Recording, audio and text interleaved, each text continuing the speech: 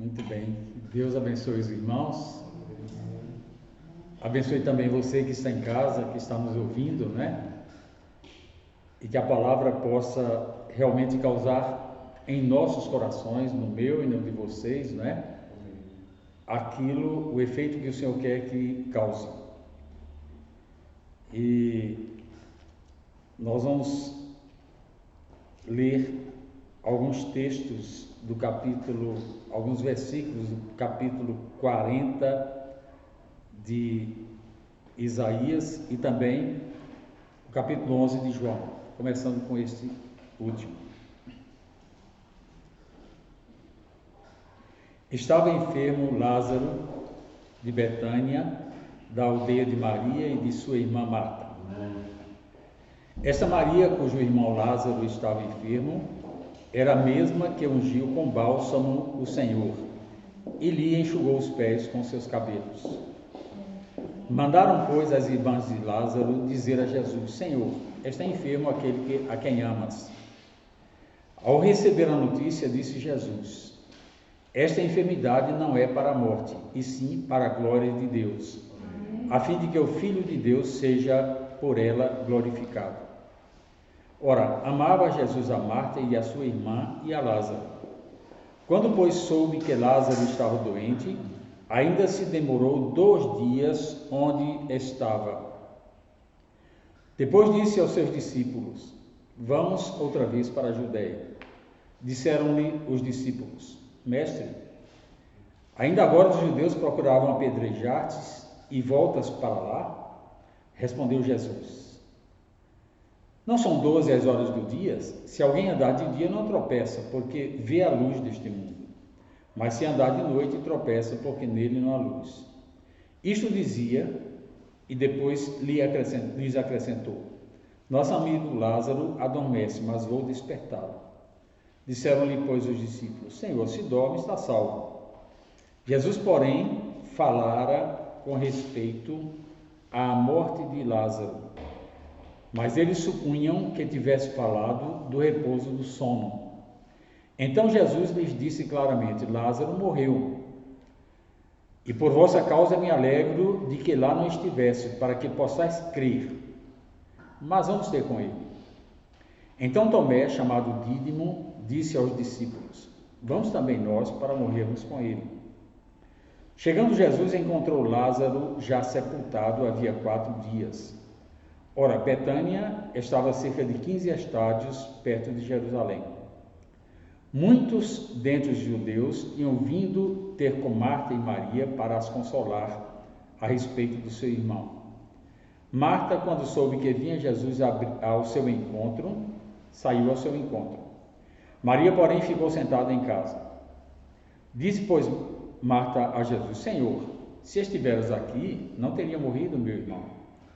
Mas também sei, mesmo agora, tudo quanto pedires a Deus, Deus tu concederá. Declarou-lhe Jesus: teu irmão há de ressurgir. Eu sei, replicou Marta, mas ele há de ressurgir na ressurreição do último dia. Disse-lhe Jesus: eu sou a ressurreição e a vida. Quem crê em mim, ainda que morra, viverá. E todo o que vive e crê em mim não morrerá eternamente. Crês isto? Sim, Senhor, respondeu ela. Eu tenho crido que tu és o Cristo, o Filho de Deus, que devia vir ao mundo. Tendo dito isto, retirou-se e chamou Maria, sua irmã, e lhe disse em particular: o mestre chegou e te chama. Ela, ouvindo isto, levantou-se depressa e foi ter com ele. Pois Jesus ainda não tinha entrado na aldeia, mas permanecia onde Maria se avistara com ele, onde Marta se avistara com ele. Os judeus que estavam com Maria em casa e a consolavam, vendo-a levantar-se depressa e sair, seguiram-na, supondo que ia ao túmulo para chorar. Quando Maria chegou ao lugar onde Jesus estava, ao vê-lo, lançou-se-lhe aos pés, dizendo: Senhor, se estiveras aqui, meu irmão não teria morrido. Jesus, vendo-a chorar, e bem assim os judeus que a acompanhavam, Agitou-se no espírito e comoveu-se, e perguntou: onde o sepultaste? Eles lhe responderam: Senhor, vem ver. Jesus chorou. Então disseram os judeus: vede quanto a amavam. Mas alguns objetaram: não podia ele que abriu os olhos ao cego fazer que este não morresse? Jesus, agitando-se novamente em si mesmo, encaminhou-se para o túmulo. Era esta uma gruta, e cuja entrada tinha posto uma pedra. Então ordenou Jesus: tirai a pedra. Disse-lhe Marta, a irmã do morto: Senhor, já cheira mal, porque já é de 4 dias. Respondeu-lhe Jesus: não te disse eu que, se creres, verás a glória de Deus? Tiraram então a pedra, e Jesus, levantando os olhos para o céu, disse: Pai, graças te dou, porque me ouviste. Aliás, eu sabia que sempre me ouves, mas assim falei por causa da multidão presente, para que creiam que tu me enviaste. E tendo dito isto, clamou em alta voz: Lázaro, vem para fora. Saiu aquele que estivera morto, tendo os pés e as mãos ligadas com ataduras e o rosto envolto num lenço. Então lhes ordenou Jesus: tirai-o e desatai-o e deixai-o ir. Muitos, pois, dentre os judeus que tinham vindo visitar Maria, vendo o que fizera Jesus, creram nele. Outros, porém, foram ter com os fariseus e lhes contaram os feitos que Jesus realizara.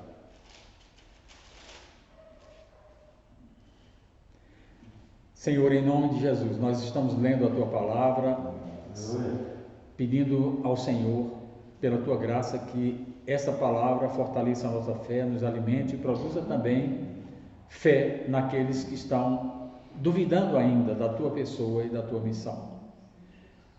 Eu quero agradecer ao Senhor pela oportunidade de ler e transmitir esta palavra, em nome de Jesus. E pedir que o Senhor alcance os corações que estão ouvindo aquilo que foi aqui contado por meio da Tua palavra, em nome de Jesus. Amém. Bem, irmãos, esse texto é um texto que já pregamos em muitas outras ocasiões, mas volto a falar dele porque sinto no coração que as pessoas precisam ouvir o Evangelho para que possam crer em Jesus. O texto é simples no seu relato, contundente no feito. Ele conta a história de um homem que morreu e foi ressuscitado por Jesus. E todo mundo comentando ali devia pensar a mesma coisa: se ele estivesse aqui, por que ele não poderia tê-lo curado da enfermidade? Como se a morte ali fosse o fim da linha, não tivesse mais solução, que Jesus tivesse um limite na sua interferência sobre as coisas. Então isso me chama muito a atenção. Quando a gente olha esse texto, eu fico sempre pensando na linha dos relatos dos evangelhos, e entre eles o Evangelho de João, que primeiro fala de uma realidade intencional de Deus por meio da sua palavra. Jesus diz lá o capítulo 20, versículos 30 e 31. Jesus realizou muitos outros sinais que não estão escritos nesse livro. Estes, porém, foram escritos para que creias que Jesus Cristo é o Filho de Deus e para que, crendo, tenhas vida em seu nome. Então, o objetivo básico de João, autor humano do Evangelho, ao escrever, e do Espírito Santo que o inspirou, é que estes sinais produzissem fé em Jesus Cristo. Jesus não apareceu assim do nada e começou a dizer coisas que as pessoas não poderiam entender no sentido da linha da história. Isaías 40, versículo 3, tem uma palavra profética muito interessante. Diz assim: voz do que clama no deserto, preparai o caminho do Senhor, endireitai no ermo veredas ao nosso Deus. Todo vale será aterrado e nivelados todos os montes e outeiros. O que é tortuoso será retificado, e os lugares escabrosos aplanados. A glória do Senhor se manifestará e toda a carne verá, pois a boca do Senhor o diz. E ele diz ainda no versículo 11: como pastor, apacentará o seu rebanho, entre os seus braços recolherá os cordeirinhos, os levará no seio. As que amamentam, ele guiará mansamente. A soberania de Deus, nesse capítulo de 40 de Isaías, é mostrado claramente. E essa profecia que fala, primeiro, no versículo 3, sobre João Batista, é assim, fenomenal na minha percepção.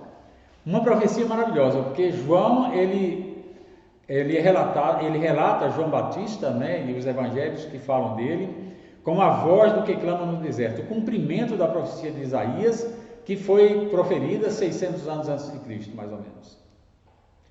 Então, é uma profecia que estava na agenda de Deus, uma palavra, um processo, né, digamos assim, que estava na agenda de Deus desde a eternidade. Deus enviou João Batista para preparar o caminho do Senhor. João escreve o milagre, dentre outros, da cura de Lázaro, da ressurreição de Lázaro, para que haja fé nas pessoas e se creia que Jesus Cristo é o Senhor, é o Filho de Deus que veio à Terra e viveu como homem, morreu por nós e ressuscitou.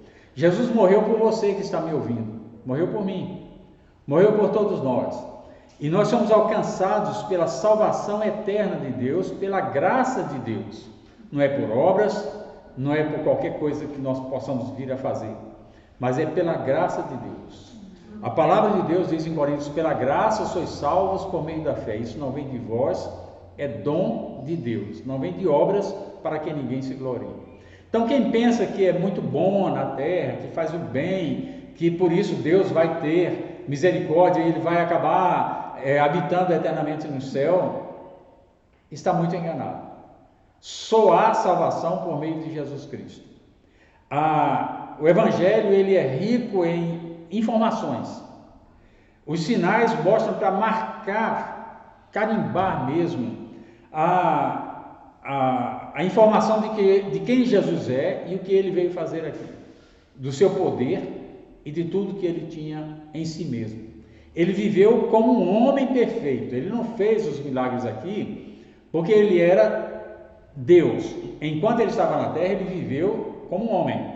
Sofreu, no próprio texto diz que ele chorou, ele se comoveu no seu espírito, ele sofreu muito, ele foi insultado, ele trabalhou também em tempos anteriores ao seu ministério, ao exercício do seu ministério, e ele era realmente um homem perfeito. Ele era perfeitamente homem e perfeitamente Deus. Agora, como é que nós podemos alcançar a salvação por meio de Jesus Cristo? Há um caminho. É interessante o preparo que a Bíblia relata sobre esse caminho. Ele diz que a voz do que clama no deserto deveria preparar o caminho do Senhor. Só há acesso compreensível às realidades sobre Jesus Cristo quando há um reconhecimento de pecado e há arrependimento. João Batista, ele pregou o evangelho do arrependimento. Ele falava: arrependei-vos e crede. Sem arrependimento não há acesso a Deus. Sem reconhecimento de pecado não há acesso a Deus. Ninguém busca médico se acha saudável, perfeitamente saudável. Então, quando a pessoa reconhece que é pecadora e ela se arrepende dos seus pecados, esse é o caminho que foi traçado aí por João Batista, para que se chegue acessivelmente à pessoa de Jesus Cristo, compreendendo a sua obra e mensagem. Esse arrependimento, ele é produzido no nosso coração pelo Espírito Santo de Deus. Deus, na sua soberania, faz o que Ele quer. Ele quer salvar. Jesus veio para salvar. E a palavra de João Batista, ela nos ensina sobre os passos, o caminho, a trilha que se deve seguir para se chegar a desarmados diante de Deus, pedindo a Ele a sua misericórdia para a salvação. Então não há salvação sem arrependimento de pecado. Não há arrependimento de pecado sem reconhecimento de pecado. E não há acesso a Deus sem ser por meio de Jesus Cristo. Ele diz: eu sou o caminho, a verdade e a vida. Ninguém vem ao Pai senão por mim. Então esse precursor, João Batista, né, foi objeto desta profecia de Isaías tantos e tantos anos, 6 séculos, né, antes de Cristo. Já estava na agenda de Deus, e quando ele apareceu, aqueles que o seguiram e foram a quem ele apontou Jesus, né, seguiram a Jesus. E ele realizava o batismo do arrependimento. Então, a Bíblia diz também nesse próprio capítulo 40 de Isaías que a palavra de Deus é eterna, no seu contexto aqui, é eterna. Então, eu chamo a atenção de você que me ouve, porque uma coisa é preocupante: o relógio de Deus não para. A vida da gente tem um limite, os nossos dias estão contados. Arrependimento é importante para que você alcance a salvação eterna por meio de Cristo em Deus. Então, eu estou falando para você para que você repense a sua vida, busque a Deus, peça a misericórdia de Deus, arrependa-se dos seus pecados e busque a Deus por meio de Jesus Cristo, que é o único caminho de acesso à presença de Deus. E é o único caminho de salvação. Ele é a verdade. Ele disse: eu sou o caminho, a verdade e a vida. Quando a gente fala da verdade, né, com pessoas aí, eu já ouvi muitas vezes as pessoas dizendo para mim: você pensa desse jeito, isso é a sua verdade, eu tenho a minha verdade. Mas a verdade não é relativa, a verdade é absoluta.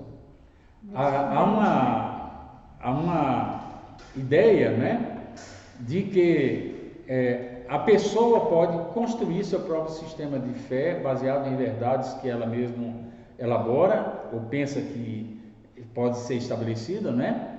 E que isso leva a Deus. A verdade relativa está na pessoa. As pessoas compreendem uma coisa, acreditam naquilo e dizem: isso é a verdade. Mas quando a gente pensa em Cristo, a verdade, Cristo, é uma verdade objetiva, ela não é uma verdade subjetiva. A verdade que cada um por aí no mundo expressa é uma verdade subjetiva, é a interpretação do mundo que ela tem. Está dentro do sujeito. Subjetivo significa dentro do sujeito. Então todo mundo aí tem uma verdade subjetiva. Mas só existe uma verdade, é Jesus. Jesus é uma verdade objetiva. Excludente também, né, pastor? Exclui todas as outras. Aliás, as outras não são verdades. Se pensa que são verdades, mas não são verdade. Então, quando a pessoa crê em Jesus, Jesus é a verdade. Jesus entra no seu coração. A verdade objetiva passa a estar dentro de você. Então, a verdade está em você, por meio de Jesus Cristo. Essa é a verdade objetiva, e a gente só pode se apropriar da verdade objetiva pela fé em Cristo Jesus. Quem não crê em Jesus só tem verdade subjetiva, verdades falsas, que cada um tem uma aí que contraditórias muitas vezes, na maioria das vezes, né? Então a fé em Jesus, ela é fundamental, é a verdade que a palavra de Deus fala sobre o caminho para Deus por meio do arrependimento e da fé em Jesus Cristo. Eu falo isso porque eu vejo assim como uma maravilha as palavras proféticas do Antigo Testamento sobre Jesus. São muitas e muitas. Ele vai voltar um dia para buscar a sua igreja. Todos nós esperamos isso, os que cremos. E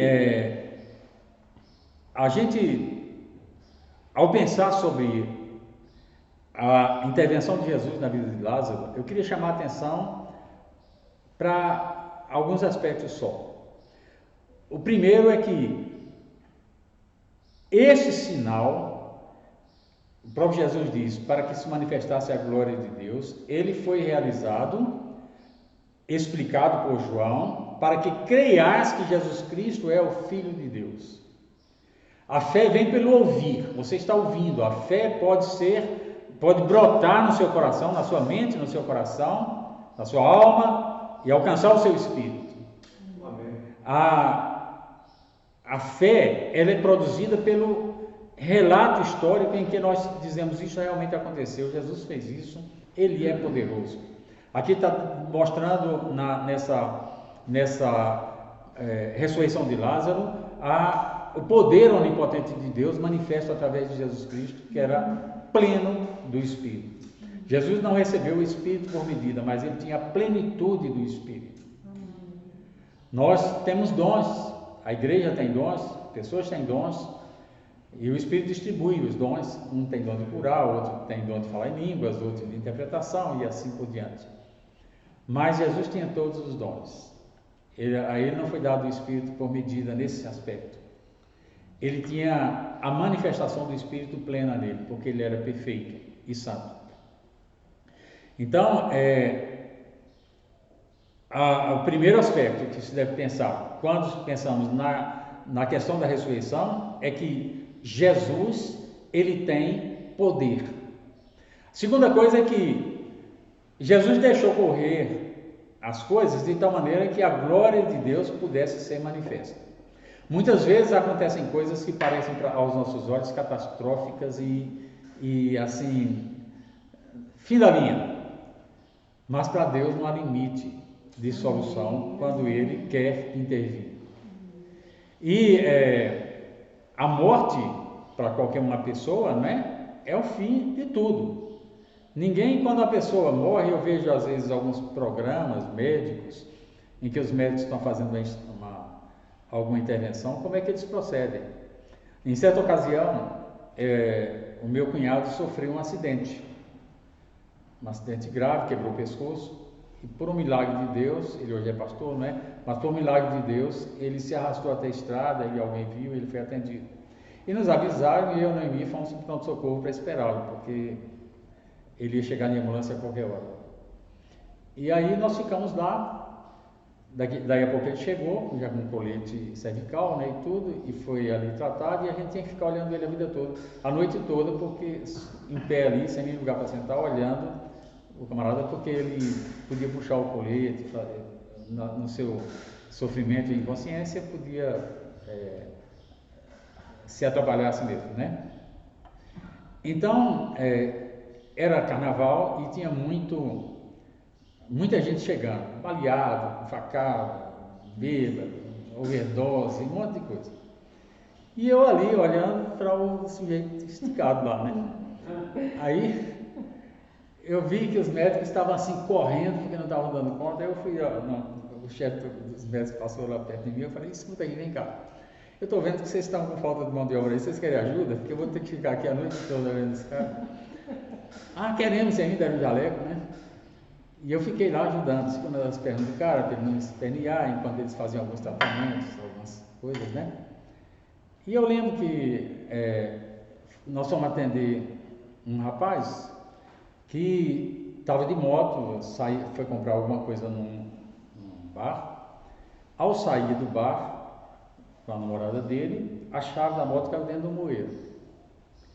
E aí, o bueiro, ele bueiro aberto, não tinha tampa, ele simplesmente desceu lá para pegar a chave. Quando ele desceu, estava cheio de gases venenosos, ele respirou e ali mesmo ele ficou. Foi tirado, levado para o pronto-socorro, e eu perguntei à namorada dele, depois, o médico atendeu, mexeu um pouquinho lá com ele, depois pegou um pano branco, jogou em cima da tórax do rosto dele, falei, isso aí já era, vamos para o outro.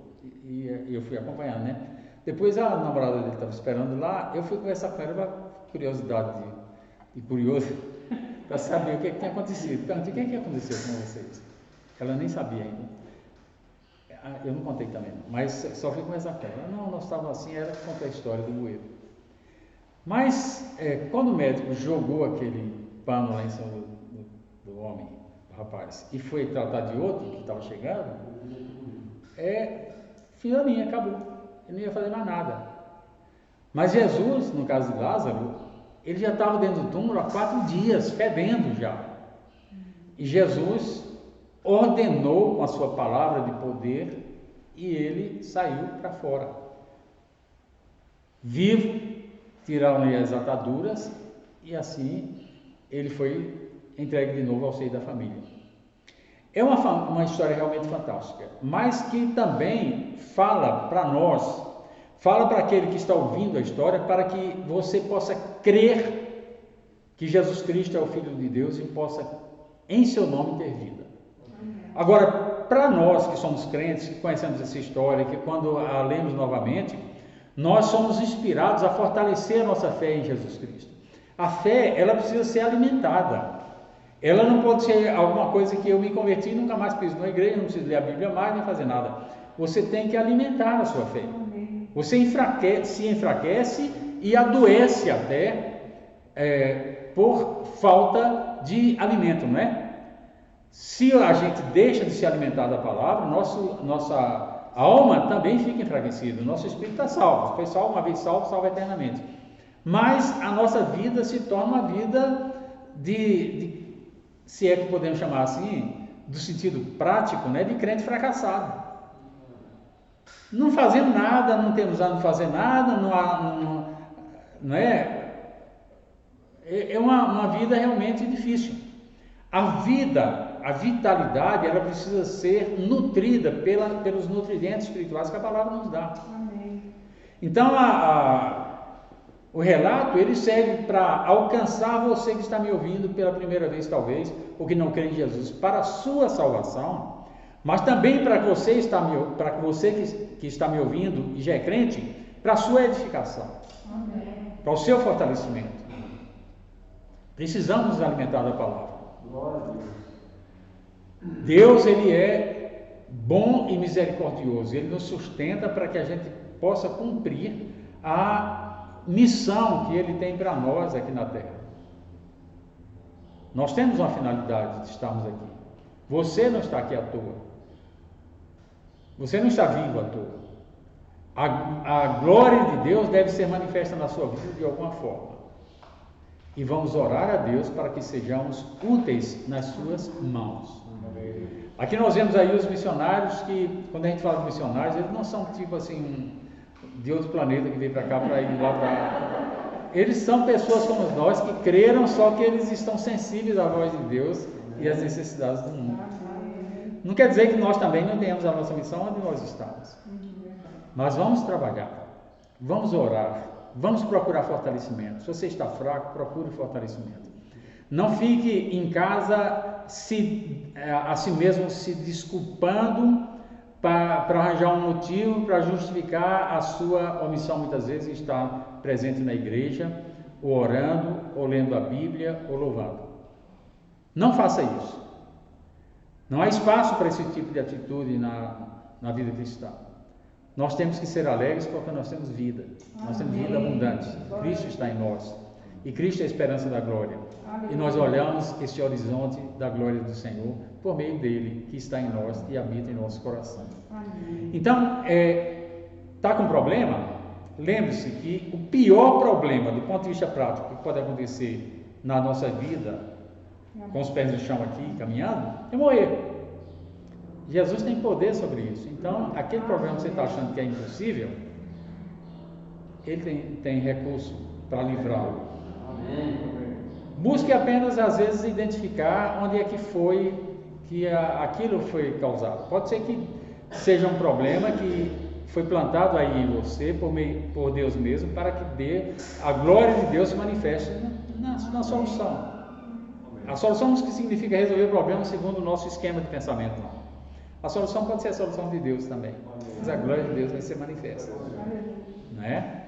E sendo assim fortalecido, vamos continuar perseverantes na vida cristã e nessa caminhada, sabendo que tudo a gente pode colocar diante do altar de Deus em oração, como demandas que nós temos. Ele vai responder segundo a sua soberania e a sua eterna sabedoria. E que o Senhor nos abençoe. E que esse texto realmente nos ajude a fortalecer a nossa fé. Em nome de Jesus. Amém. Eu quero orar por vocês que estão aqui presentes, um auditório lindo, né? E pelos que estão em casa também. Incentivá-los até, se você puder, venha. Amém. Respeito a sua posição, os seus temores, as suas precauções, né? E a sua obediência às autoridades constituídas. Mas a igreja não pode ser amordaçada. Então nós não paramos por isso. Não fazemos nada de errado, não exageramos, não nos descuidamos, mas temos um Deus que diz que é sustentador da sua igreja. Amém. Senhor, em nome de Jesus, nós queremos te agradecer pela tua palavra, pedimos a tua bênção sobre a tua igreja, presente aqui, também aqueles que não estão, sobre aqueles que estão nos ouvindo, para que creiam em Jesus. Amém.